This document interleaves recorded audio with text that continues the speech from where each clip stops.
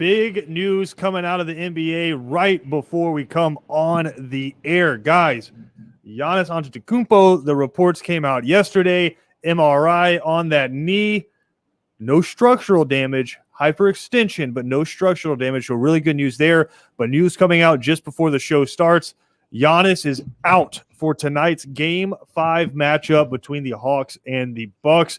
Still waiting to hear word on Trae Young, still listed as questionable ahead of tonight's matchup. But Cam, right off the bat, man, we find out it was the biggest question they had. Once you found out there was no structural damage, how long is it going to take for him to get back? I know there have been some reports that have said the earliest he'll probably be back is if there is a Game 7 is the earliest we could potentially see Giannis back. But that news comes out tonight with the lack of news around Trae Young. What are your feelings right now around Game 5? Not shocked about Giannis being out. That was an ugly injury looking at itself. And no news on Trae Young is kind of leading me to say he might play tonight, especially since Giannis is out. Strike while the iron's hot. This is your time to take advantage, and Trae Young might play tonight. So we're going to see. Well, I think there's an interesting thought around that, right? With the thought that Giannis is out, does Nate McMillan then feel and the team doctors feel even if Trae Young is able to play, maybe you hold him out tonight with the thought that their star's out, our star's still banged up, maybe don't risk injuring it further. Yeah. Let him rest up for Game 6, which you know is going to happen regardless, right? Let him rest up for Game 6 and see if you can go steal one in Milwaukee with basically even odds, right? You're without your star, they're without their star. Let's see what y'all got. And I think the Hawks feel like they're the better team in that situation, right? I'm kind of with Cam on this one. If Trae Young can go, the doctors clear him, I think you have to do everything you can to win this game tonight. Because I don't believe, and this is just complete speculation, but just from everything I'm reading, I don't think Giannis is going to be available for Game 6. So if you have a chance, you can close this one out in 6 games and move on to the NBA Finals. And the other side of that is you are banged up. Bogdanovich is banged up. Clint Capella's banged up. Cam Reddish just got back from an injury. Trae Young's obviously hurt. The Suns are already resting. Yep. Suns wrapped up their series last night with an unbelievable performance from Chris Paul, which we'll dive into here in a second. But Suns are already resting. The Atlanta Hawks, you're still right in the middle of a series. You're in a 3-game series now. Yeah. Basically, right? Best of 3. If Trae Young can go tonight, I think he needs to go. Absolutely. I think he needs to go. That would almost, I'm not going to say guarantee because anything can happen in this league, Sure. Especially this year. It's been absolutely insane. But if you have Trae Young, because right now, with both them being out, as of right now, Vegas has the Bucks a 2-point favorite, which I don't know if you guys agree with that or not. Probably. Yeah, I am right there with them. Maybe I do a 1 point, but it's if you have Trae Young tonight, and I am not sure if you play him full minutes. I think if you play him enough, it will still get the job done. Since I think the Hawks are a better team without Trae than the Bucks. Oh. I mean, than the Bucks are without Giannis. You know what I mean? So I would not play him as much to try to maybe give him like 22 minutes compared to 42 minutes or something like that. You know what I mean? There's also a way he can get the minutes, but also not have quite the same wear and tear. We were kind of talking about this yesterday, Cam. When he got banged up in Game 3, you saw him just going to the corners, right? So he's still a dangerous shooter and he can still drive, but instead of having to carry the ball up and fight through traps, right, just let him kind of run up the court without having to carry the ball up the court. Kevin Huerter can do that. John Collins can do that if you need him to. Just can't have Lou Williams and Trae Young on the court at the same time. We talked about how disastrous that can be. But that being said, there are ways to get him his minutes while also kind of maintaining him if he's able to go tonight. Yeah, minutes restriction and use him as a decoy. Just being on the court is a threat because he can catch and shoot. But they definitely need to make that happen. And they need to strike while the iron's hot. If Trae could go, whether he's 80%, go ahead and do it. It's an NBA playoff berth on the line now. It's do or die. And this is the biggest series, one of the biggest series in Atlanta sports history. Oh, Cam, this is the biggest game period in Atlanta Hawks history. right? Definitely the Hawks history, but sports, Atlanta sports, this is this is up there. Super Bowl and NFC championships are certainly up there. If you're just talking about Atlanta sports, yeah, this is one of the biggest games ever. Yeah. So I'm excited. I think the Hawks will get this one tonight. I think they're closing them out in 6 now. But the Bucks still should be favored because they're at home. That does make a lot of sense. If we're doing like saying biggest games ever in like Atlanta, this is the top 5. You think maybe number 5? Definitely right top 5. You want to go with the Braves World Series, obviously, and then you have the 2 Super Bowls. The Falcons went to one in '98, I think. You probably have both Super Bowls. Probably throw an NFC Championship in there. Certainly a bunch of games that the Braves have played. But they went in 6 in '95.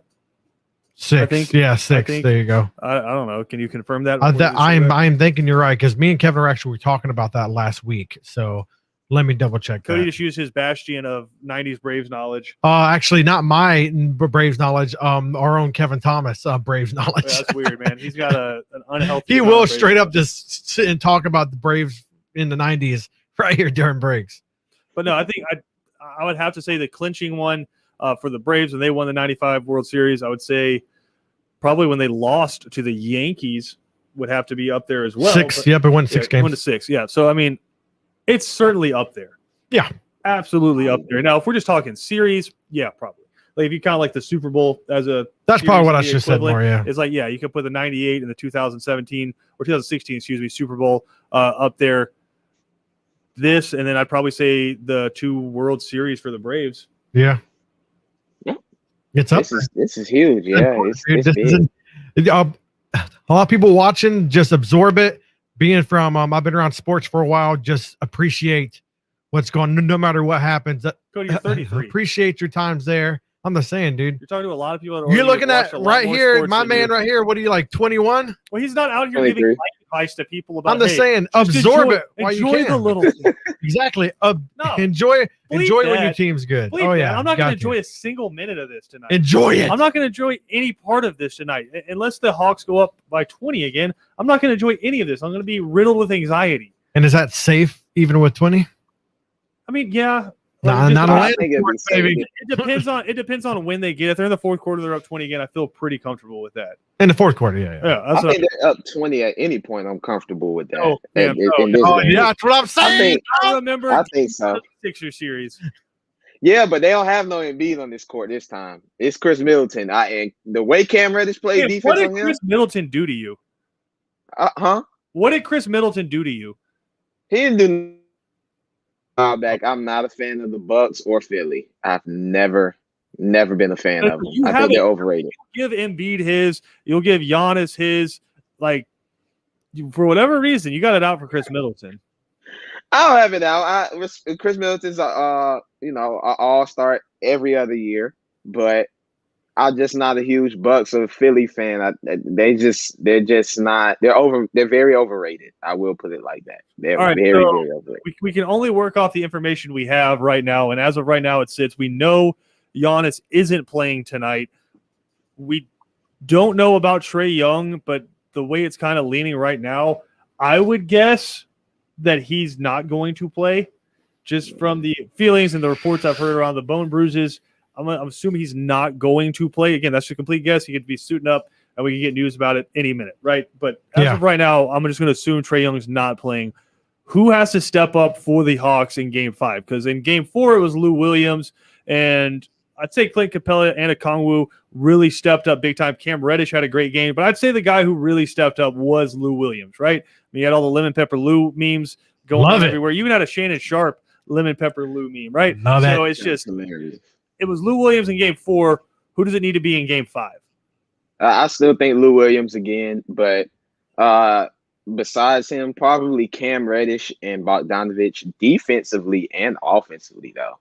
I would say that because Reddish will have to guard a lot of Chris Middleton, and then you're probably going to see Bogdanovich guard a lot of Drew Holiday and Chris Middleton as well. Those two are key. It's more of a defensive game tonight, in my opinion, than an offensive type of game. And you stop Chris Middleton, I think you're pretty good. I'm not too shook on Drew Holiday killing you if he does. Like I see then it really, because before game 4, a lot of us were saying John Collins needs to step up. Yeah, and he had how many Needs to points? do it 4 points, I think. And 4. yeah, 4. And I really think I'm not going away from that. I understand everybody else stepped up, but I really think John Collins needs to step up. I really do believe that, especially when he's trying to get a contract extension. Or not He's only trying to get a contract, he's trying to get a max deal. yeah, not only for himself, but for this team. I feel like this team is way more dangerous when John Collins is getting hot. You know what I mean? I love watching them whenever John Collins gets all freaking heated up and starts putting in work, So I feel like they're more dangerous team with John Collins doing well. And if John Collins doesn't do well, it's exactly what we needed to see 4 or 5 guys getting the double digits. Yeah. Now, I'm not saying all of them being 20, but 12 points each or something like 10 points each. Either you need to spread the ball around the way they did it, or John Collins needs to go off and get 30. Listen, we've done the food has become the nicknames for everyone. I don't think it's Living Pepper Lou who's going to step up tonight because this guy's been really good on the road. Give me Red Velvet.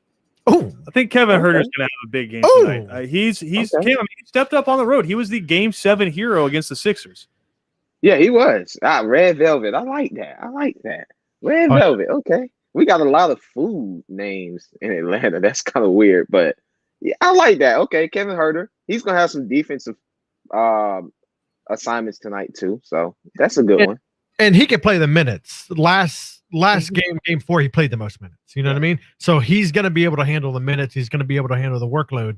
But actually, Herter, great, because they're gonna lean towards him being on the court pretty much the whole freaking time. So yeah, That's true.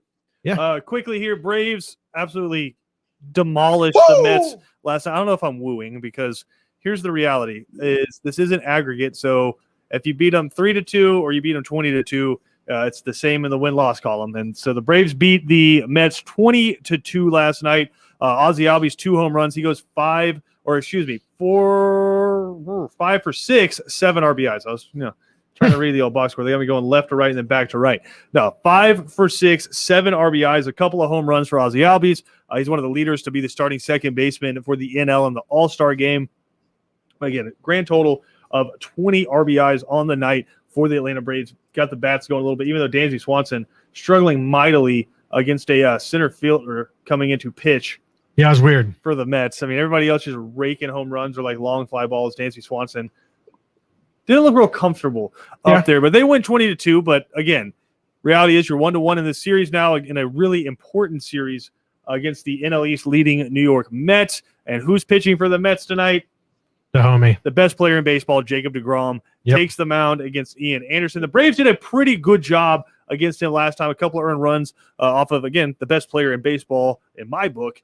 He's on the mound again against Ian Anderson. That coming up a little bit later. We'll have pregame coverage for you coming up just after 3 and out. But a seismic change happened in college athletics last night at midnight. Name, image, and likeness went into effect all over the country, and now we have seen some really interesting deals already being struck. We have seen some really cool logos coming out from some of the college athletes across the country as well, and some interesting choices of some companies that some of these guys have signed with. We'll dive into all of that when we come back next right here on Second Down.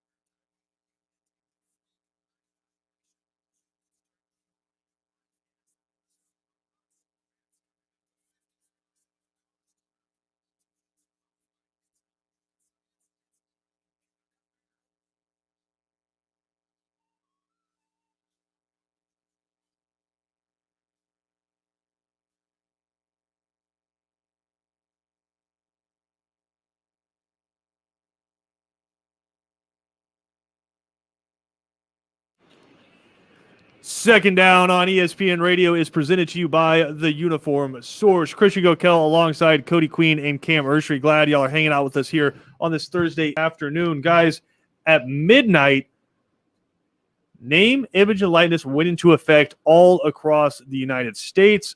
Athletes at every single NCAA school, they're now able to earn compensation for their name, image, and likeness. Now, there are some caveats inside of that we've discussed before. Can't go out and use the school. There's certain products, i.e. alcohol, tobacco, stuff like that they're not allowed to endorse, go through compliance at your school, and they follow the state laws. But again, athletes are now able to earn money. And it didn't take long for these athletes to start taking advantage of it. And actually, the first player to sign a deal in college football wasn't from Alabama, Ohio State, Georgia, USC. It's from Jackson State. Yep. Defensive end Antoine Owens became the first player to sign a deal, and he signed with Three Kings Grooming. It's a black-owned hair product shop in New York. So he became the first player, I mark it down in history books, to sign a name, image, and likeness deal. Also, you saw De'Aaron King with, I think, the most reported money yet. It won't be the most money because this, congratulations to De'Aaron King, but I think we're going to see some seismic numbers. He signed a $20,000 deal with a company called College Hunks Hauling Junk. Yes. That's what's up, pal. College Hunks Hauling Junk. De'Aaron King signed a deal with them. Bo Nix became the first Auburn player to sign a deal. Makes sense, quarterback.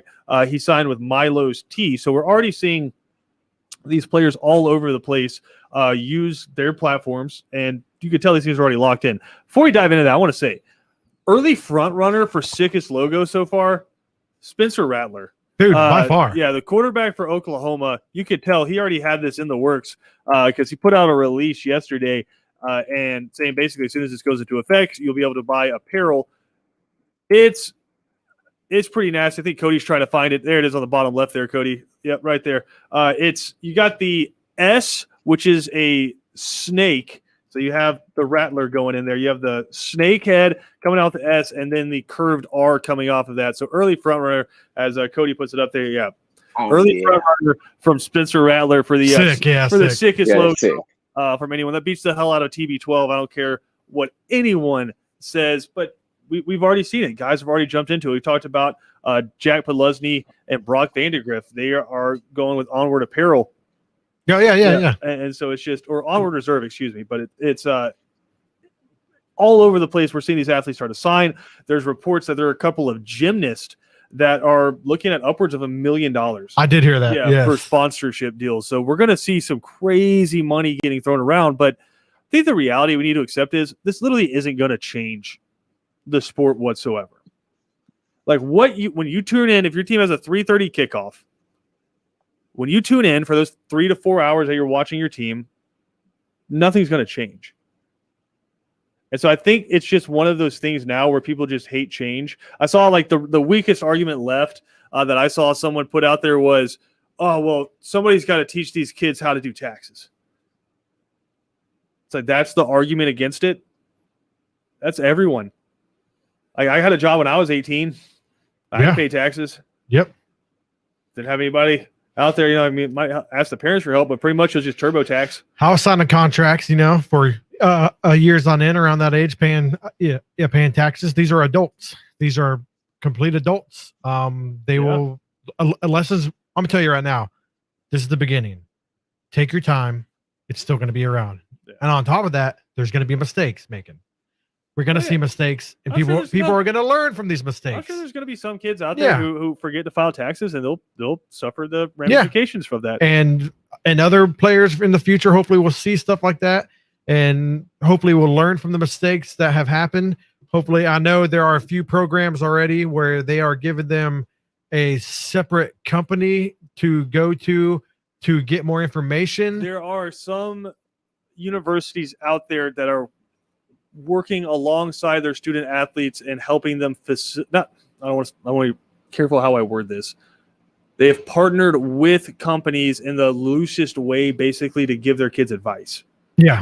Here's how this works. Right. But I've seen a few. We had Austin Vinegar on yesterday, who has his own representation group. And there are agents out there already who have signed players. Yes. Right. And I think that's really intelligent. But I also think you're going to see a whole lot of, I forget the kid's name. I can probably pull the tweet, but like a backup wide receiver for Michigan tweeted out, said, yeah, this is a paid tweet telling you to go listen to this podcast. It was like Locked On Spartans. Like, go listen to Locked On Spartans podcast. Like, that's what we're going to see. And it's like, I think any way these kids can earn money, so long as it's inside the rules that have been put out either by the state laws or the NCAA regulations, it's fine. I know I was reading South Carolina's earlier, and one of the key bylaws in it is you have to submit, this is like South Carolina state law, is you have to submit it for review from your compliance office. Like, what does that mean? Just to make sure there's no NCAA violations inside the contract you're signing. So it's fascinating to see all of this. I have seen some stuff where some of our local players have texted us and said, we haven't heard anything from our coaches yet, which is horrifying. Wow. Yeah, like legitimately horrifying, because everything I've seen, at least from some of the bigger schools, is way out in front of it. I know Georgia Southern put out the release. They said we are working with our as soon as it came down that the state law was going to be passed, Georgia Southern put out we're working, educating our students as to how this is going to work. So we're going to see a lot of news coming out in the future days, but I think we're going to get to the point where it really just becomes white noise. It's not going to be breaking news when someone signs a $5,000 contract like it is right now. This needs to become white noise. It's just going to become another thing. But I did want to ask this, because Johnny Manziel tweeted it out and said maybe it's time to start fixing some things. Number one, give Reggie Bush his Heisman back. So there's a lot of stuff out there like that. So I wanted to ask you guys, and I have my list that we'll do here in a second, but just give me some names. Who are some guys from the past that had name, image, and likeness laws when they were playing that you feel like would have earned a ton of money? Would have made a ton of money. Yeah. Oh, Lamar Jackson is one of them. That wasn't the first one that came to my head, but that's interesting. Oh, if you go to Louisville, I don't know how much tap. You're gonna get hit. Louisville. Like you got to lose. I don't know how much untapped potential there is for that town to have someone like that from their college to really be a superstar the way he was, which I think he should have won 2 Heismans instead of just 1. But I feel like he would have made a killing in that town, from car dealerships to everything else, because they have not had a player to ever come through that program like him. And I feel like he would have made a lot of cheddar. Another one comes to mind. Great player would be Calvin Johnson from Georgia Tech. Interesting. Atlanta is a gigantic market, and that is in the heart of Atlanta. He could have been rolling in dough in Georgia Tech. Those are 2, I think. Came anybody coming to mind for you immediately? It's a lot, but I give you my top 3 off the dome. Johnny. Hold on. We're gonna do this right. You have your top 3. Let me. I'll do one more. It's a lot, but these are the first 3 that just came to my mind. Now, hold up. These guys will make do this right if we're gonna do this. All right, you ready? Cam's 3 athletes who would have earned a boatload of money had name, image, and likeness been around. Number 1, Johnny Manziel, Johnny Football. I think Johnny would have made a lot of money, man. I really do. He's my favorite college quarterback of all time. He is. Number 2, the Honey Badger. He was sensational when he was in college. Kick returns. I remember when he destroyed my Georgia Bulldogs, that SEC championship. And then number 3, who I think is the greatest college football player ever, Tim Tebow. And Ben Anderson saying that one as well. He commenting in on the live feed. We'd love to take y'all's calls on this if you're listening. 912-342-7184. 912-342-7184. Which athlete, college athletes, would have earned the most money had they had name, image, and likeness back in their day? Well, the Tim Tebow, the one reason why I said that, because he actually openly came out and said, he goes, I wouldn't have. He's not for it, and he wouldn't have done anything like that. So that's the whole reason why I kind of like exit out of my mind with that whole entire thing. I don't know if he would have been saying that when he was 18 and the most famous person in college football. Okay. And especially if he could have earned and donated to whatever charities he's working with, because he was out of the country working in a lot of really tough areas in the offseason. So I think Tim Tebow probably would have taken advantage of it, even if it was just for that, even to say, hey, I'm Tim Tebow with this charity. Yep. He could have earned a ton of money for that. I'll give you my 5. I think number 5, and the way I kind of did it was you had to be in school for a while to earn that much money. I agree. Because there's like a lot of one-hit wonders, but like for Joe Burrow, he probably could have earned money, like earned a lot of money while he was at LSU, but he would have been the same if he had been the guy there for 4 years, like that 4-year earning potential. So my number 5, Candace Parker. Okay, yeah. I'm going to talk about a singular athlete that was clearly the most dominant and most famous and spent 4 years in school, would have made a ton of money while she was in college. I think Candace Parker is clearly up there. The next 4, I think, are football guys. And the reason I say that again is this. You're in school longer, and most of the guys who are college basketball players, they probably could have made money, but the ones who could have made a lot of money are only there for a year. So I don't think they would have been up there. So my next 4 are football players. And so I'll go number 4, Reggie Bush. In that era, easily the most famous player in college football. I think with those 3 years he spent there at USC, would have earned a ton of money. National, Nike, whoever it was, Nike, Under Armour, whoever he wanted, would have paid him a ton of money. Andrew living out in Southern California around all those movie studios and stuff, he could have made a killing. Number 3 is his teammate. I'm going to say Matt Leinart. That was going to be my number 3, yeah. Again, reason I say Matt Leinart is this. 4 years in school. Also, Cam, Matt Leinart set all kinds of records and quarterback in Southern California. I think Matt Leinart would have earned tons of money out there. Number 2, Tim Tebow. I think Tim Tebow, 4-year starter, the speeches he gave. You literally have a statue of a speech Tim Tebow gave at the University of Florida. Hugely famous and was the best quarterback in the era where the SEC started to take over, right? The 3:30 CBS game, winning national championships, won 1 as a starter, won a Heisman, was, I believe, the first ever sophomore first one ever, Heisman Trophy. So if you look at that, he had 2 more years after he won the Heisman Trophy to earn money. Yeah. Right? I think he would have made a killing. And my number 1, and you may disagree, but at least I know my man Ben Anderson in the comments right there agrees with me. Number 1, Baker Mayfield. I think Baker Mayfield would have made a boatload of cash when he was at Oklahoma. He had the most, I know he never won a national championship. He did win a Heisman, but he had the most college football career, I guess, if I could use that to describe it. He had the most college football career ever. The transfers, having coaches not allowing him to be eligible because he transferred inside the conference, going to Oklahoma, just doing the different gestures that were maybe a little bit R-rated at some people, doing the throat slash, playing in multiple college football playoffs, and setting all kinds of records. I think Baker Mayfield out there in Oklahoma, to me, he was clearly like, that was post Kevin Durant in Oklahoma, right? Like they were not there in the same time. He was probably the most famous athlete in Oklahoma during his time there, like him and Russell Westbrook. He's probably the most famous athlete in that state. I can agree with that. And if you're asking Oklahoma fans what they care about more, NBA basketball or college football, yeah. Oh yeah.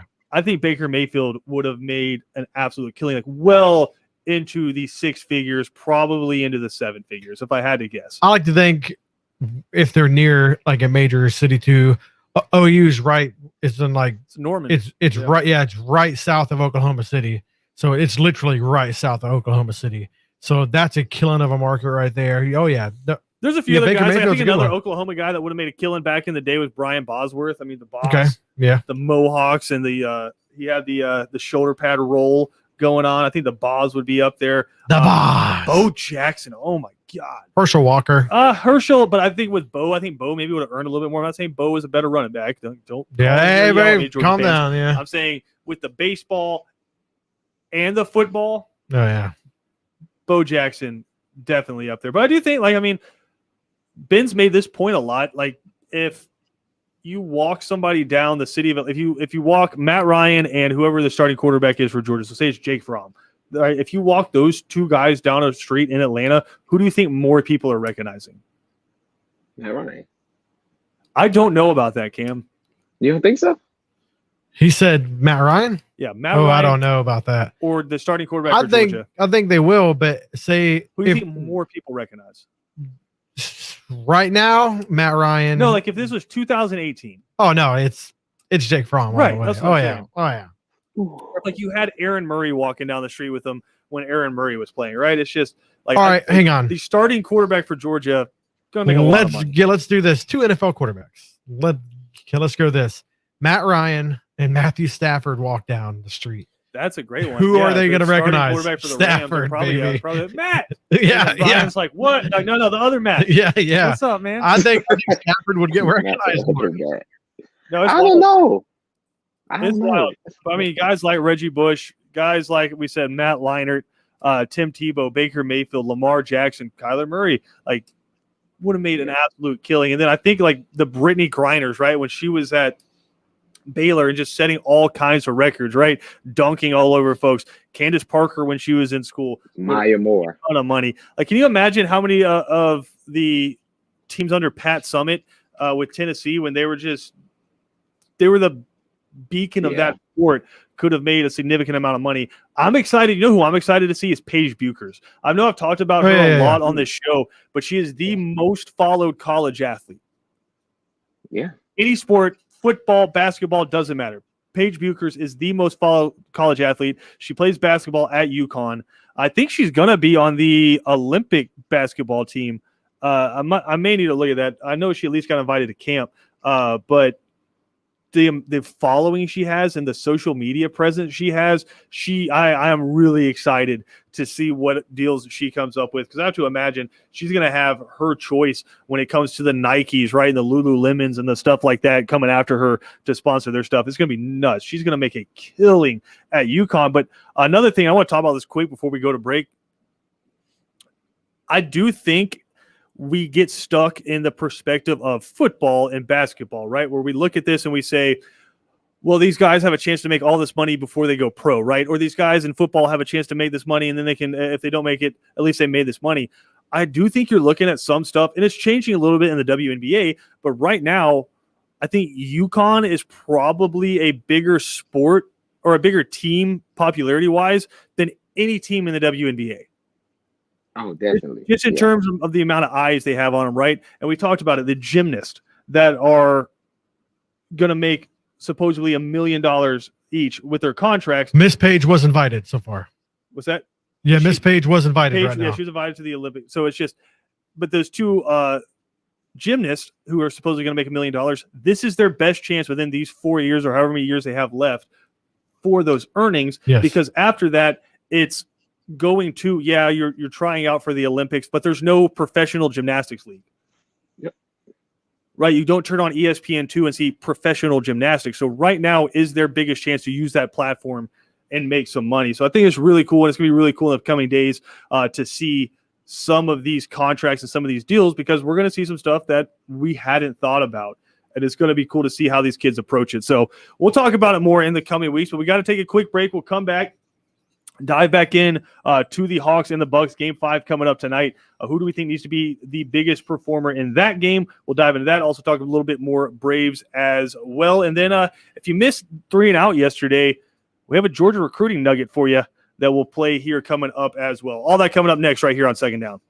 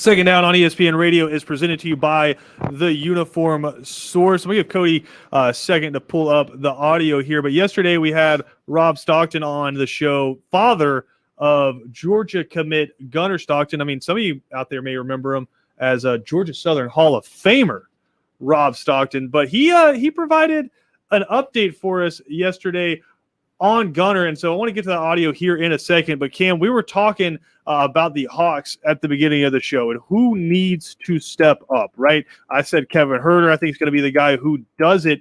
But if Clint Capella's banged up, and it looked like he was at the end of the game, for how big does Okongwu have to be tonight? He has to be big and contribute, but I think Capella would be all right. It's playoff basketball. Everybody's banged up.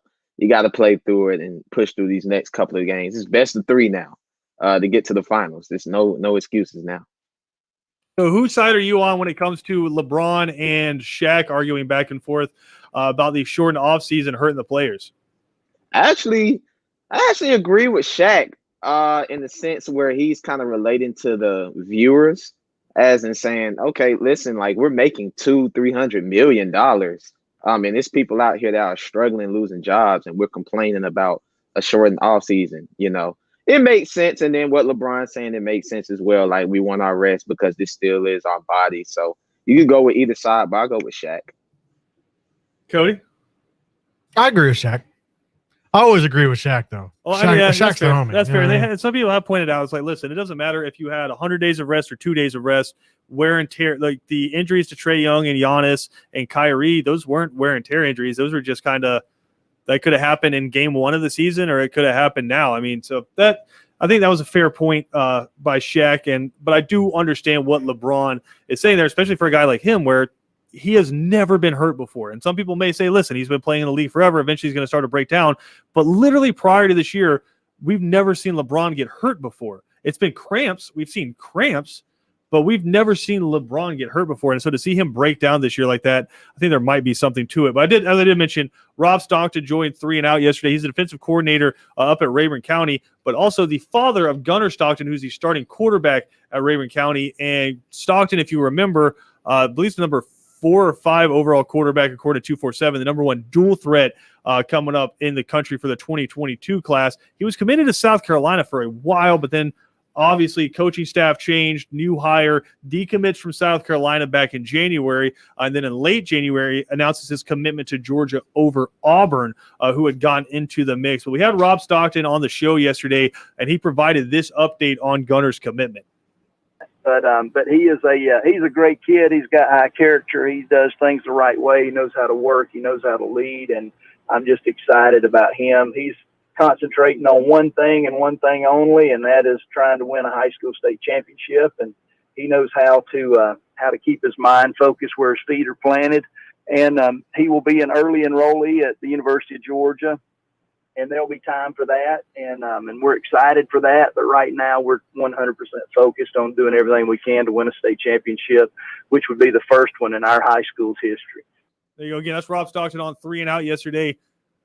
I guess just kind of taking any doubt out of there. Gunnar Stockton going to be an early enrollee at the University of Georgia, and he's going to be joining a crowded quarterback room. If we just assume JT Daniels is gone after this year, which I think most people are assuming this is it for JT Daniels, you still have Carson Beck and Brock Vandegrift in that quarterback room. Carson Beck, from all indications and watching G-Day, is taking big steps forward.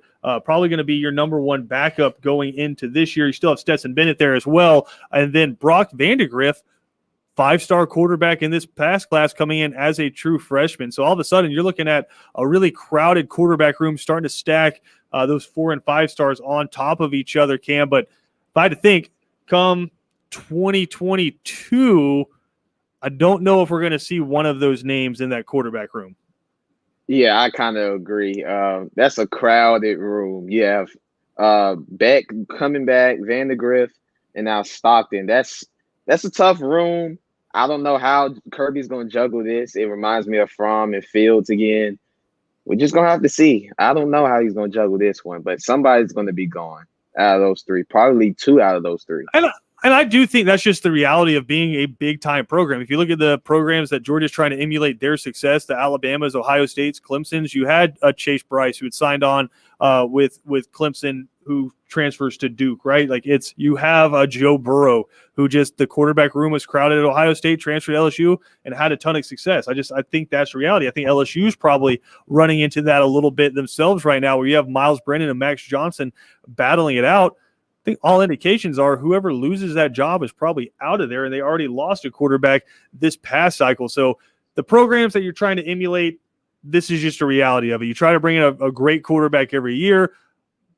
Some of them are going to transfer out because they want to play, and they deserve to play. It's just if they're not your guy, they're not your guy. They're going to transfer out. But again, Rob Stockton on 3 and Out yesterday saying Gunnar Stockton going to be an early enrollee at the University of Georgia. So that's some good news for Dogs fans after a rough month of recruiting. June, not great to the Dogs. You had a 5-star athlete, Dion Bouye, decommit, as well as 5-star defensive tackle Bear Alexander decommitting from Georgia as well. So some positive news for Georgia in the recruiting circuit there. We got to take a quick break here. We'll come back. Final segment of Second Down next.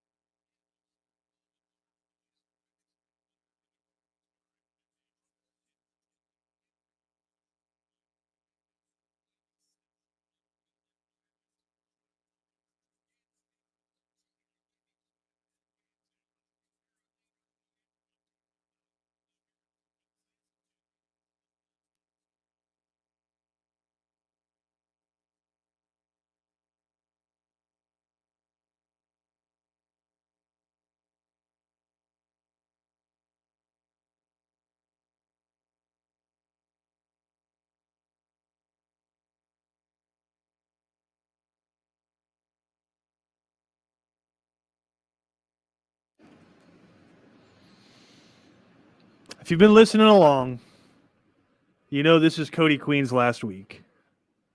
And I will not be on the show tomorrow. So this indeed makes it the last show Cody and I are going to do together here on Second Down. Last ride, baby. Last ride. Started together, interned together, We did. did some real questionable things as interns together, As employees. you know? Yeah. You Yeah. know? Mhm. But I did want to say this because obviously we'll remain friends, but Yes. this right here, right next to each other in a studio. So I look forward to every day. It's fun. But I'll say this about you, and I think it's unique because I don't see it from a ton of people. You've reinvented yourself over and over again. Thanks. You were a street urchin, I was. getting in trouble all the time. Yep. But I've been living on my own since 16. Yep. Had a kid while you were still a kid. Yes. Became a father. So turned yourself from a street urchin into a father. Yep. Joined the military. Yep. Became a leader inside the military. Yep. Transformed yourself inside the military. Left the military.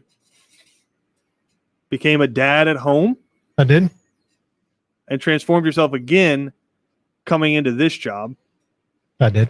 So all I can say is I'm excited to see what you transform yourself into next. I don't know what's going to be next. I am in talks with like another station down south. I Wow, don't. so you're just cheating on us. All I don't know. Great. I don't know. All that nice stuff I said. I don't know if goes right I'm out the going window. to do it or not. Right now, I am retired from the military, so I'm just concentrated on taking care of my kids right now. But you guys have been amazing. You've been family. I couldn't ask for a better friend, a better colleague. I never, when I came into work, I never was like, I got to come into work today. I look forward to coming into work today. So, Well, again, the last ride for Cody Queen. He'll be on the shows tomorrow.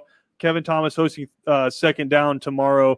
That should, I'm sure, to be a really weird, kind of awkward experience because none of those guys know to handle emotion. So that you have that to look forward to tomorrow. But 3 and Out coming up next. BJ Bennett, Ben Troop, Kevin Thomas here on ESPN Radio.